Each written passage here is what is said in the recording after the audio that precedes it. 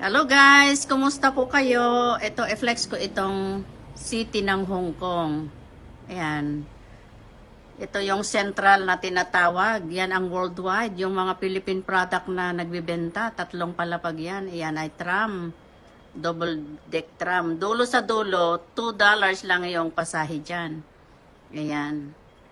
Ito yung sentro ng Hong Kong, sentro ng central. Ayan, worldwide yan. Ayan, tatawid na ako. Hindi ko naisabi yung sa landmark. Ayun, dito, papasok ako dito sa worldwide. Kung saan namimili yung mga Filipino. Ayan, Filipino ako. Ayan, papakita ko lang dyan yung name na tong building na to, worldwide. Pagka napadaan kayo dito sa Hong Kong, hanapin nyo yan para kayong nasa Pilipinas, pagpasok nyo yan. Ayan. Yan ang hanapin nyo kung gusto nyo. O kaya doon sa Hong Kong side, sa Kowloon side naman, yung Chongqing.